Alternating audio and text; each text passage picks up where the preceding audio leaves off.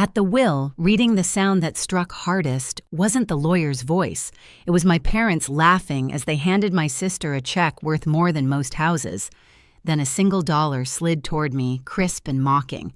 My father didn't blink when he said, "Go earn your own." My mother smirked, almost pleased with herself. Some kids just don't measure up. No one disagreed, not even my sister. I stayed silent, my hands still on the table, while the lawyer hesitated over a sealed letter.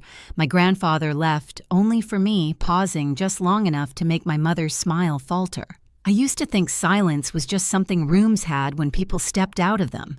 Growing up, I learned it could sit beside you, even when the whole family was at the table, filling plates, pouring water, passing dishes over your hands as if you weren't there. At 8, I learned how invisibility worked. It wasn't that no one saw you, it was that they pretended not to.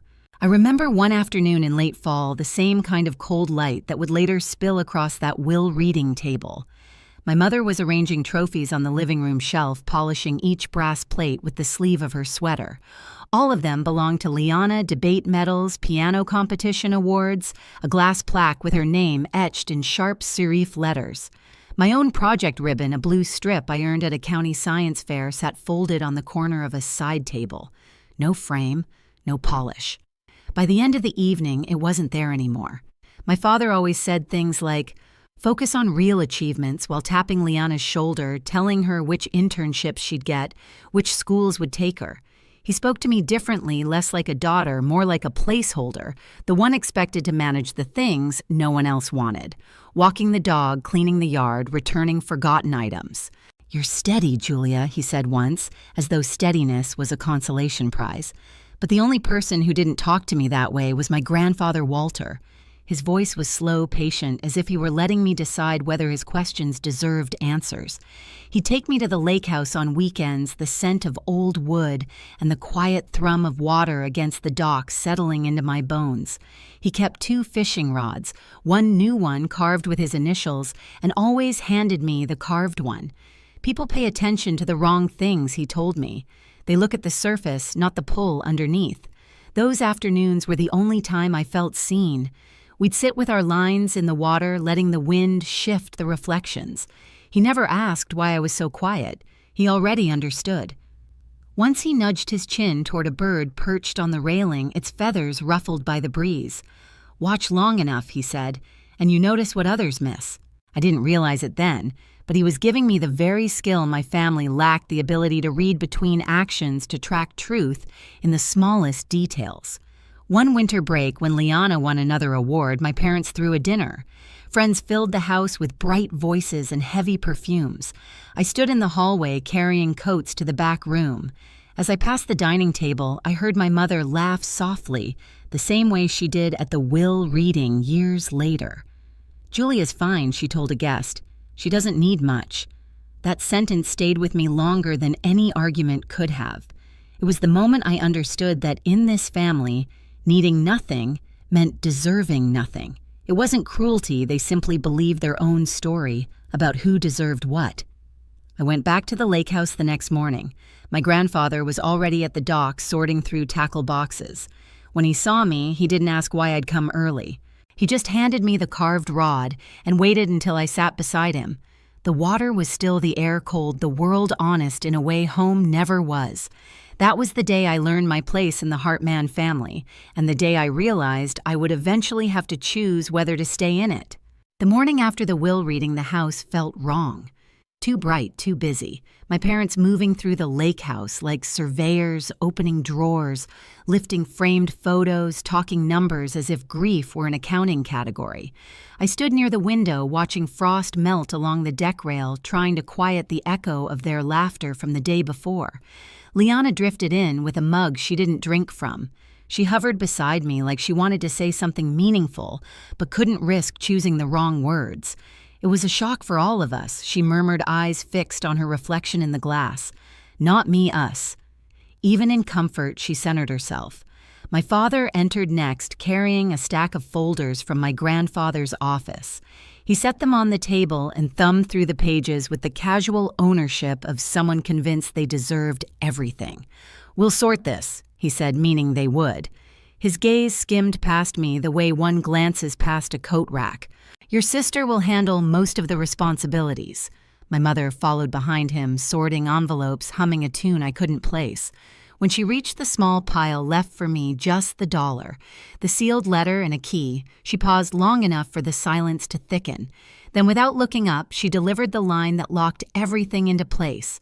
"Go earn your own. No heat, no hesitation, just a verdict." Liana shifted her weight, uneasy. My father pretended to reread a document. The only sound was the distant creak of the dock settling into the cold water outside. I didn't respond. My hand tightened around the sealed envelope, its weight suddenly heavier than everything they'd claimed for themselves.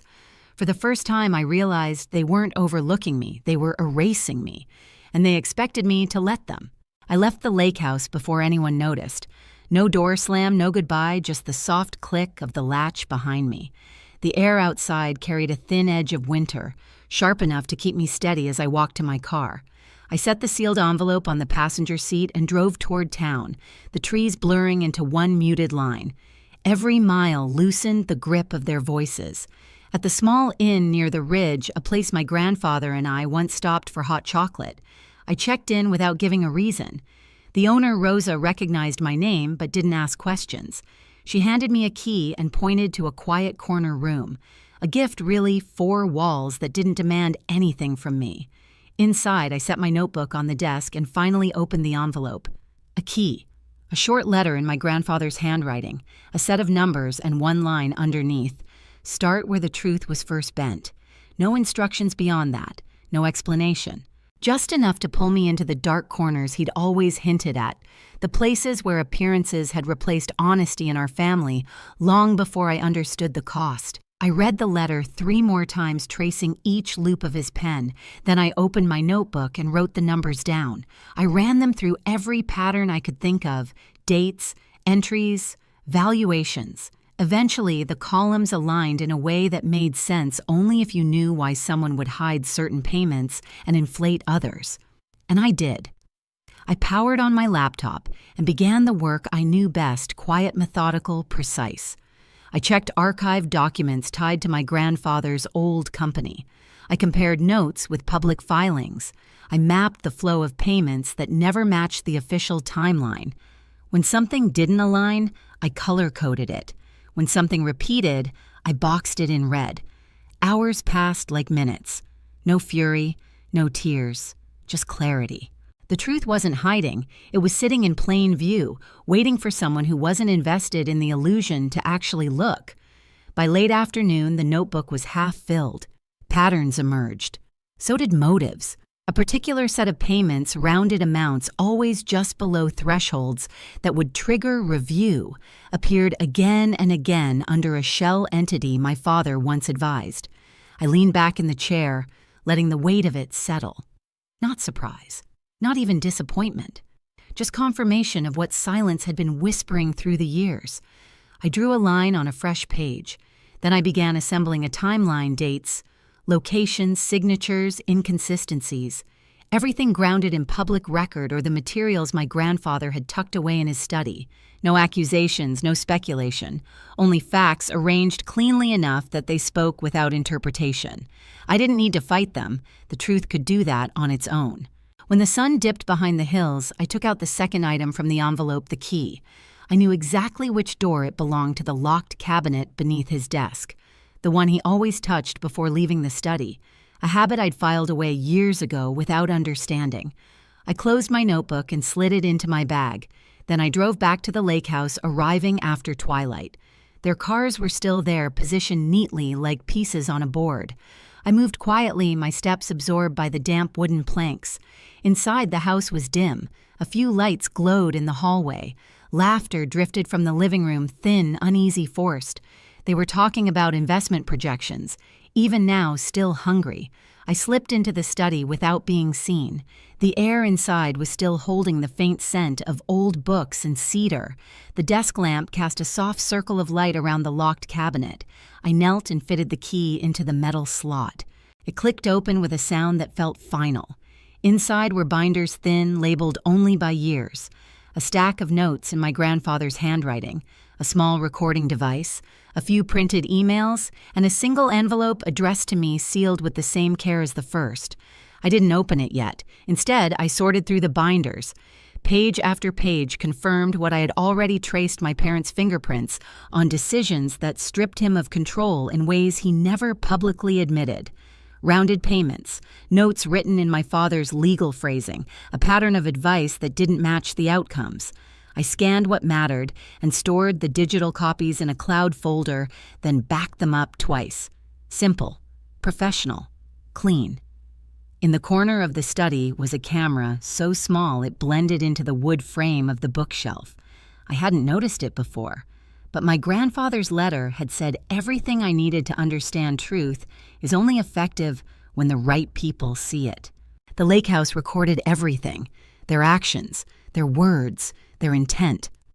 I stood slowly, letting the realization settle like dust in a quiet room. This wasn't revenge. This was administration carried out by a system he built, now placed in my hands. I closed the cabinet, locked it again, and slipped the key into my pocket. No need to announce anything. Not yet. As I stepped back into the hallway, I heard my mother's voice rise crisp and certain. Julia will stay out of this. She never had the mind for complex matters. I paused, unseen. Their voices filled the house, confident in their assumptions, unaware that the walls were finally listening. I turned away, steady and silent. This time I wasn't here to be included. I was here to finish what he started. Morning light slid across the lake house floor in a thin, cold line when I returned. My parents were already dressed too formal for the hour, too composed for what they believed was still under their control. Liana hovered nearby, twisting the edge of her sleeve. When the knock sounded, all three straightened as if bracing for applause. It was only Mr. Boone, my grandfather's longtime friend. He stepped inside quietly, carrying a folder and a small device. He nodded at me first, then at the others. No greeting. My mother's smile tightened. "Is this necessary?" He didn't answer. He simply placed the folder on the table and pressed a button on the device. The room filled with the soft click of an audio file starting. Then came my grandfather's voice, steady, unmistakable, recorded in the same study where my parents had spent yesterday tearing through his things. If this is being heard, it means the conditions have been met. My father shifted, caught off balance. My mother's expression stayed rigid. Grandpa continued. I trusted the people closest to me to handle my work with integrity. Some did not. So I left instructions to ensure the truth would be seen clearly without debate. A second click. Footage appeared on the small screen, my parents in the study, opening drawers, discarding photos, evaluating items like inventory. Their voices carried plainly talk of property value, leverage, entitlement. My mother stepped forward.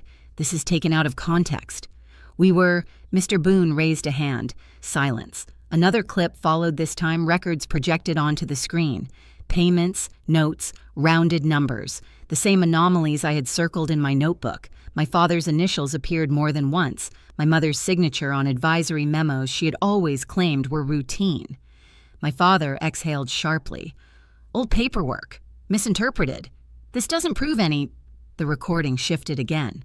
My grandfather's voice returned softer, now edged with weariness. Julia, if you're hearing this, you have already seen what they hoped would never be found. The will reading was not the end, it was the beginning. Everything that comes next relies on what you choose to do with truth that was buried. My mother's composure cracked. A flash of panic cut through her eyes. Julia, stop this. You don't understand how these things work. But I didn't say a word. Mr. Boone opened the folder, sliding out a set of documents clean official signed long before my grandfather died. These are the final directives, he said.